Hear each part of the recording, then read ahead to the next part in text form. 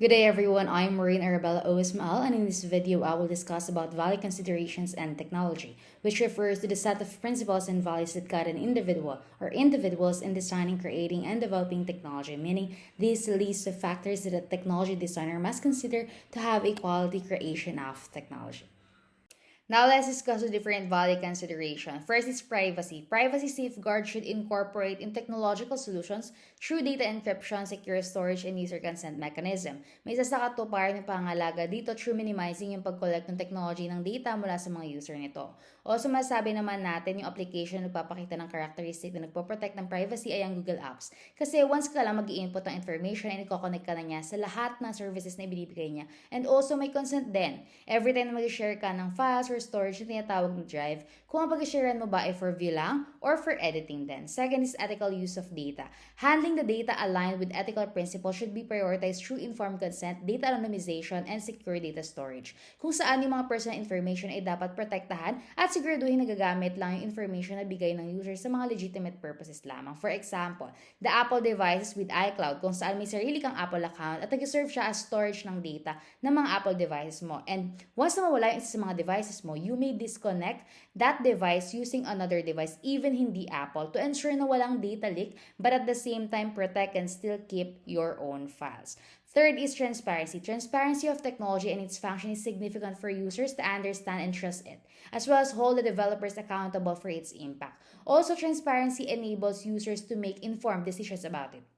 Actually, lahat halos ng technology ay may ganito, and even applications sa ating mga phones, games, online banks, and many more. And that is the service agreement and the terms and conditions. Actually, even appliances, may mga ganito rin sa booklet nila. Makikita which shows what is the function of the technology you will use. Fourth is the safety and security. The safety and security of users should be prioritized in designing technology through undergoing it rigorous testing and adhering to several security measures to mitigate potential harm and its vulnerabilities.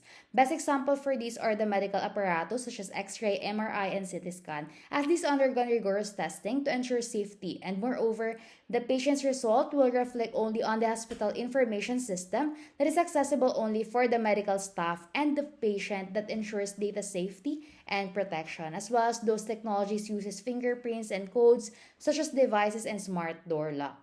Fifth is the accessibility. Accessibility and ensuring inclusivity for all individuals should be a consideration of all technology designers through accommodating diverse user needs and limitations. This includes considering factors like visual impairments, hearing impairments, and motor limitations. Best example technology for these are the interactive audiobooks, hearing aids, and FerroTouch, which is a tablet device that recreate braille symbols, patterns, and graphs to cater those users who have disabilities and impairments.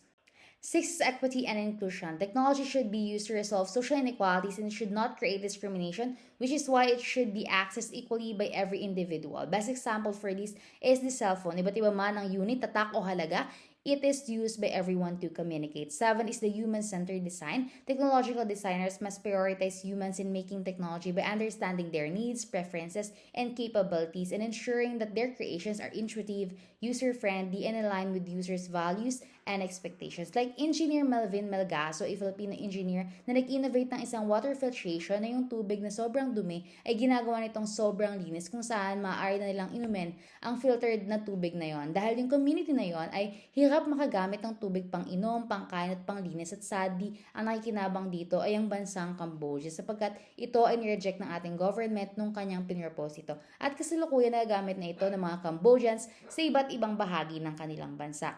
Eight is cultural sensitivity. Respect and sensitivity to cultural diversity must be one of the considerations of the technology designers to ensure its inclusivity and relevance across different cultural conflict. Also, this emphasizes the respect given by using these technologies sa iba't ibang kultura at bansa. The best example technology for this ay ang translation devices. Isa na rito yung translator pen na ginagamit pang basa ng mga libro, signages, mga papeles na mahalaga. Ito ay kayang mag-translate sa 122 languages sa ilang segundo lamang. At bukod dito, mayroon rin tayong mga Duolingo at Google Translate na hindi lamang nag-translate na maaari nating basahin, ngunit inclusive din ito sapagkat maaari natin marinig yung translation sa pamamagitan lamang ng isang pindot. And ninth is the environmental sustainability. The environmental impact should be considered in technological design by promoting energy efficiency, using sustainable materials, and adopting recycling practices that are essential in sustainable technology development. Ang mga example nito ay water or wind turbine, solar panels, and even the recycle machineries like yung ginagawang upuan, yung mga plastic bottles. And 10th and last is the accountability and governance. Technology development and deployment require a clear structure, and having accountability and standards will make sure that it is utilized responsibly with possible risk being taken care of. The best example dito yung nagkalat sa mga social media platforms noong May 8 this year na bigla ang nabawasan yung mga pera na mayroon ang mga users ng GCash, at kinabukasan nga ay inamin at investigahan ng GCash yung nangyari at in-ensure din nila yung kanilang mga users na ibabalik ang lahat ng perang nawala sa kanila that same day with specific time, and assure their users as well na safe ang kanilang application.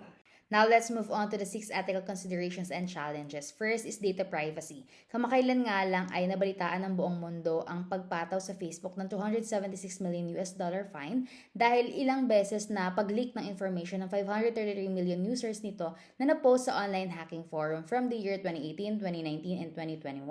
And syempre, yung need na value doon ay safety or i-ensure yung safety ng data at ng user nito. Second is impact of technology to people's lives, kung ito man ay intended or not, or bigla ang magkaroon ng breach or leak ng information or glitch sa system, the designer must have the value of responsibility and accountability to properly handle it. Third is environmental impact. There are lots of technologies that elevates pollutions like cars, planes, factories, machineries, and many more. That is why designers must consider and possess the value of environmental care in creating technologies. Next is the different needs and limitations of the users. It may be due to their preferences, impairments, physical limitations, or socioeconomic limitations. And with that, the value needed is the concern for common good. Next is the cultural diversity, kung saan dapat makater ng technology yung iba't ibang tao mula sa iba't ibang bansa at kultura. At ang value para rito ay ang appreciation of diversity. At panghuli ay ang potential harm, wherein there is research about sa pagiging alarm ng mga tao sa banta ng AI na maaaring mag-cause ng mass unemployment sa future kasi nga sobrang bilis ng pagbulusok ng technology, especially AI. Bukod dito, nagdudulot na rin ito ng confusion sa mga tao kung ano yung totoo at hindi. And with that, designers must possess the value of future orientation to avoid making technologies na maaaring mag-cause ng harm sa atin. For the ethical tiers and frameworks on this topic, first is utilitarianism. Awareness and application of value consideration in designing technology might help technology designers to be committed to applying this in their creation and ensuring the common good of its users, society, and environment. Second is consequentialism. Designing technology considering its good consequences and results strengthens and makes value consideration more effective, as it is significant to use and follow by the technological designers to create a technology that will benefit the people and the environment. And last is deontology. Upholding ethical responsibilities may strengthen and ensures value consideration among designers and developers of technology through legal aspect by following existing rules, regulations, policies, and laws about inclusivity, safety and security, environmental care and protection, and liability, and of course, combat the ethical technological challenges more effectively. And in relation with this topic and issues, I have 5 specific and effective ways to handle this. And those are: first is be literate on the value consideration in technology and the causes and effects of technological issues. Second is engage in public awareness campaigns about technology and value consideration to appropriately design and develop one.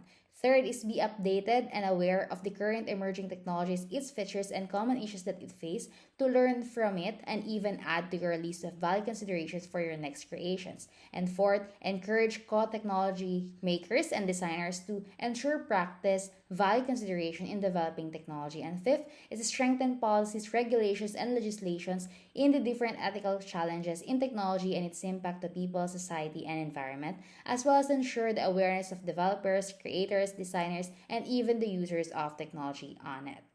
And that's all. Thank you for listening.